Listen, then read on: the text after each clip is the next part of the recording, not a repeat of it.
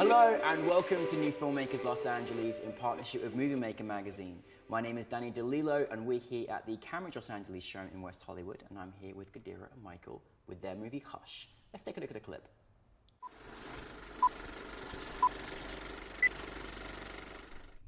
Mommy, I love you. Hush, little baby, don't say a word. Mama's gonna buy you a mockingbird. And if that mockingbird won't sing,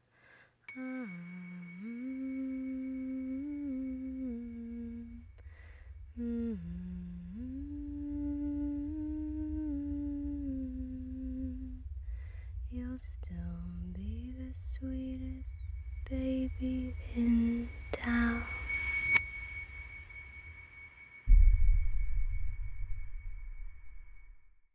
Welcome and thank you so much for Hush and bringing it to us. Some other audience haven't seen your film, so if you could share a brief synopsis of your film as well, that'd be great. It's about a single mother who is struggling to raise her very difficult 8-year-old son, who seems to be intent on making her life a living hell. It really is. Like, Yeah. you took me on quite a journey myself. Listen, brilliant. It was a really fantastic film. you. Like, there were so many elements that I enjoyed from it. It was incredible. But before we get too deep, where did the inspiration come for making the film? That's all Foster. Oh, yeah. So I've told this story so many times, and I feel like I've always got to rush through it. So, but I forget that not We're in everybody good heard the time, story. you're fine. Yeah. So I had been watching. I don't know if you remember James Holmes. He was the Colorado mass shooter. He had Yes. killed a bunch of people in the premiere of The Dark Knight, I believe. Yeah. And I watched the news every night. And every night there'd be highlights from the trial, and I just found it very unsettling how detached he was, how his face never seemed to change despite the very emotional testimony that was happening. Women talking about holding their husband or boyfriend's intestines in and crying on the stand, and he would just have no reaction, just no emotion, and I just could not understand how somebody could be that way and how they could just sit there and hear this testimony and just be completely unemotional or just emotionally detached. Yeah. And so I started to think that maybe there was a good story there in terms of drama. I thought perhaps there could be a story about a man who has committed a horrible crime and all of his victims are in the room screaming at him, and that's all he can do is just look straight ahead to avoid eye contact with the victims. Yeah. And I thought, well, that's creepy. And then what if it was happening to him 24 hours a day, and that literally was his hell? Yeah. That maybe we don't go to hell after we die, maybe we live hell on earth. Yeah. And so then I thought, well, that's great. And I started to think, okay, how do I condense that into a short film? And I thought, obviously, smaller cast. And then I had to think of what would be another horrible crime. Yeah. And so that was kind of where the genesis of the story. And you really take us on a journey with it. I mean, it's like, it's not for the faint-hearted to watch the film, because you really go through so many different emotions. It's always interesting to ask the question of where did that inspiration come from, because again, it was something that actually happened in real life. Right. How do you go about producing something like this? It's very interesting. Obviously, casting it was one of the most important parts. Of course. The main producer, Eric Castellini, and of course Michael did a great job casting. They found. I mean, they were brilliant. That kid. Oh my goodness. So everybody. It's funny because a lot of people will come up to us and be like, "I've had that experience. I know exactly. Like, do you know a child like that? Is that where your inspiration came from? Because apparently it really rang true. Yeah. To how rotten, how evil that little child can be, you know. But we found Luke, and it's funny because in real life we had a premiere in San Diego, and there was a Q&A afterwards, and he just took over the stage. He took the mic and said, "Can I stand up? Can I go?" All right. He became like a He was little so stand-up ready. comedian. He's a stand-up comedian. He was cracking Somebody asked him a everybody question. up. Unbelievable. Right? Somebody asked him a question, and he took the microphone and he walked, Right to the edge of the stage, and he was doing Seinfeld. A little bit. minutes. He was is ready for the big hilarious, time. He's totally Absolutely, ready. so Yeah. talented, so talented. And of course, Rachel, Oh. the lead, she was wonderful. I mean, it's very difficult. It's not underestimate how difficult those roles are to play for both of those, Yeah. both of those Absolutely. actors. You know, it's Right. it's really really difficult. But no, I mean, again, you got to have a great team and casting and bringing the whole thing together, and you certainly did that. Again, you're touching on inspiration of real life perspective, and you know, you're also got to set the scene up very much so you're kind of in this atmospheric world that Right. you're almost lost in the translation of her thoughts and what the little boy's going through. Right. How do you do that in terms of like when you're building and creating it from a set perspective, through cinematography? Is there certain elements you have to do for this particular genre as well?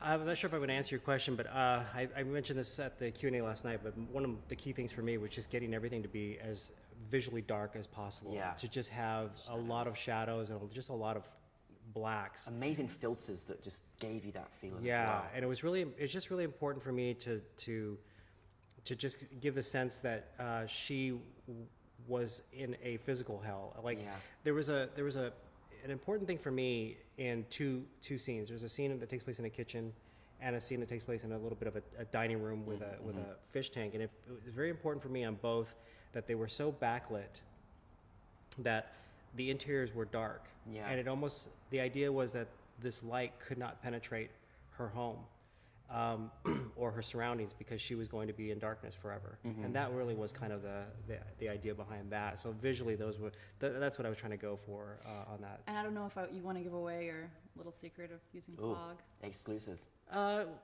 Well, sure, of course, why not? Give away too much because I thought that was really interesting. Yeah. We talked about a lot about how some of the more modern cameras are very sharp, very Yes. clear. Yeah. Yes. But you didn't really know what was going on, and so I really liked that Oh. Michael used fog machine on every set. Right. We would fog up the room because the digital cameras just have, it's too crisp. Yeah. Or can be too crisp. Yeah. And I just wanted haze, and I just wanted there to be, maybe some shafts of light that would come through. Yeah. But the haze really kind of de-sharpens the Yeah. image a bit. And that's what I wanted. That's what we were going for. So we would just fog up the room like crazy. And This is your thing. Just fog the room up. Yeah. Every movie, I love it. No, it's great. I'm It's constantly it, fanning. All right, wait for it to settle. Okay, Yeah. yeah. oh, that's great. we call our PA the fluffer. The fluffer. We'd be fluffing the. In a good way, this Yeah. this occasion. Yeah. No, I mean, one thing that we spoke about, just prior to this interview is what's so great is you just manipulated our minds. Like, it's sometimes the secret of is what you're doing for the audience member that are taken in from where they may think it's going, that it doesn't end up going, or Right. discovering something, sort of new. Is that something that you really truly have to recognize in this particular genre as well, to kind of make sure you're not giving a clear message to Right. your audience, because you want to keep them on the edge, particularly in a short film as well. Yeah, I use the phrase on set red herring all Red the herring. time. I would say this is a red herring because I was constantly trying to take our scene, the way it was written, and then think of it, how would it be done in most modern horror Yeah. films or thrillers, and then not do it.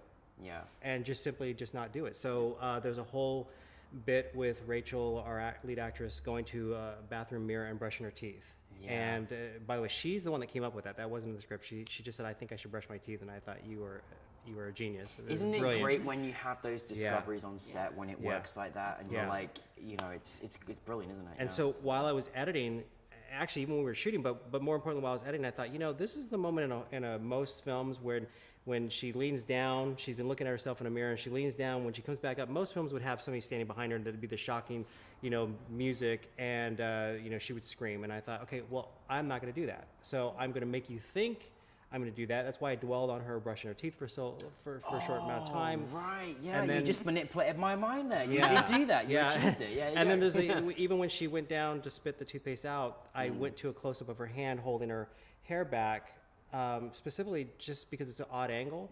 But I put that in there specifically so that you brace yourself. Like, she's going to come up, and then something will be standing right there in the mirror with her. And of course, when it doesn't happen, I was constantly doing that.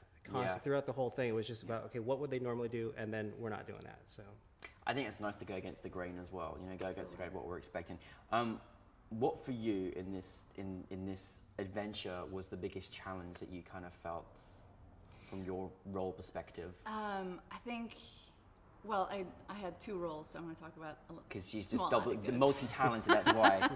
One of the most important things was making sure that the crew didn't overcorrect with the continuity, because, and without giving away too much, there were things that were meant to look like there was a disconnect there that looked like it was wrong, but they weren't actually. Like Michael obviously knew what he was doing, but the crew didn't understand. I was like, have you read the script? Do you know what's going on here? Because it's supposed to look like a disconnect. So that was one thing. So you're manipulating your crew too, as well. Yeah. Really, it's true. Not if they were prepared. No. But as an actor, I'd never had to be a police officer who discovered. A police officer. Okay, yeah.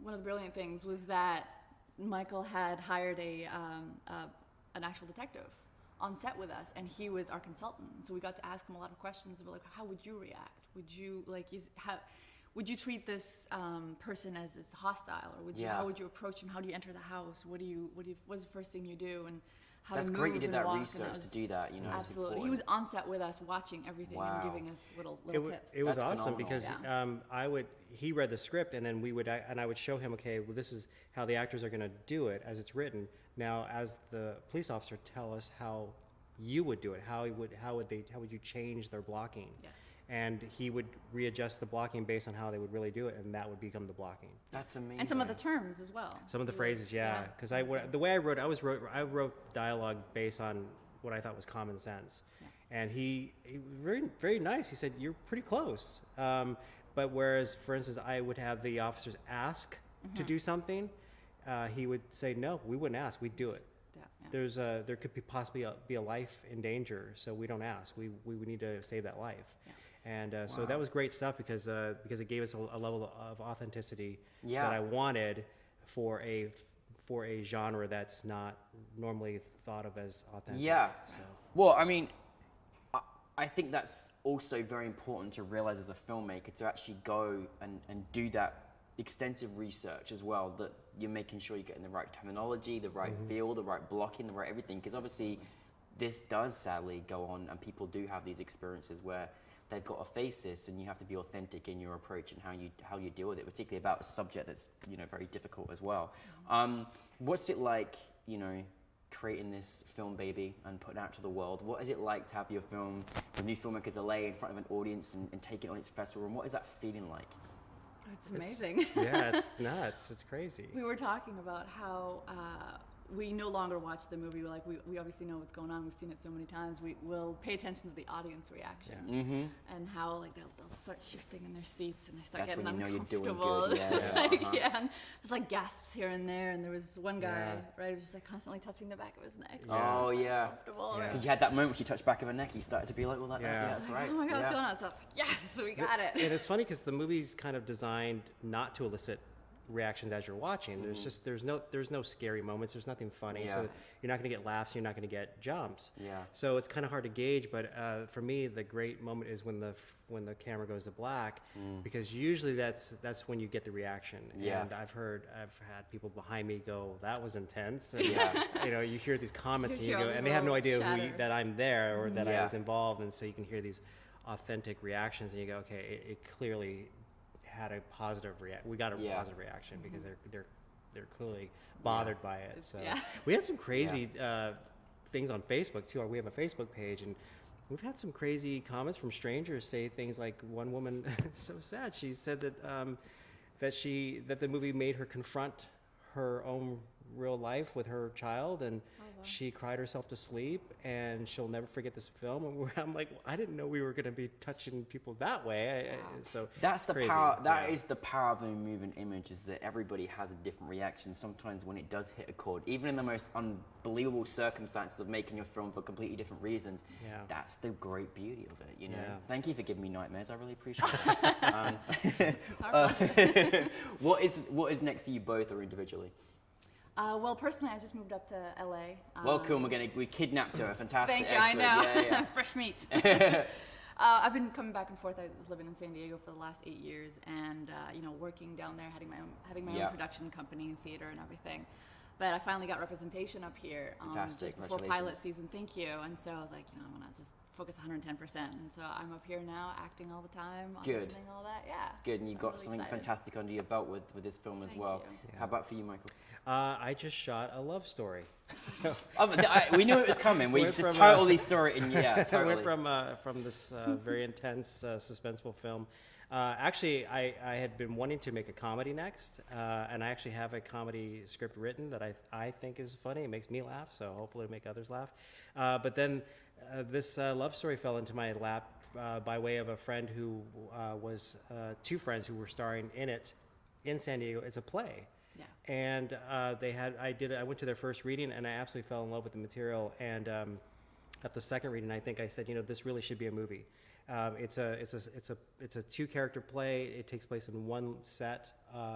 In the play, it's a living room set or dining room set and a bedroom. And I said, we can open this up, start them, at one location, have them walk. And then I started to think, Before Sunrise would be a good template for it. The walking through the city and so we just shot it. We shot it in 37 hours because It's a feature. it's a By feature the way. film. Yeah. What? Feature, yes. Yeah, This is how brilliant this man Okay. is. So we had our lead actress. She has moved to Scotland, and we had literally a 4-day window with her to shoot it. And so it was like either we do it or we don't. And so we had a great bare bones crew, and we started very very early in the morning, and we would end very late at night. And the actors didn't want to quit, and we would keep going, and we got it. It's a great drama. When are you going to make your tutorial of how to make a feature film in 37 hours? Just know everything's a wide shot and everything's one take. You've got to have some one-take wonders in it. Listen, congratulations, both of you, Thank you. on your film. It was just really, really powerful in so many ways, and certainly our audience loved it, and we look forward to seeing much more of your work, so thank you very much. Thank you. For having us. Congratulations. Thank you.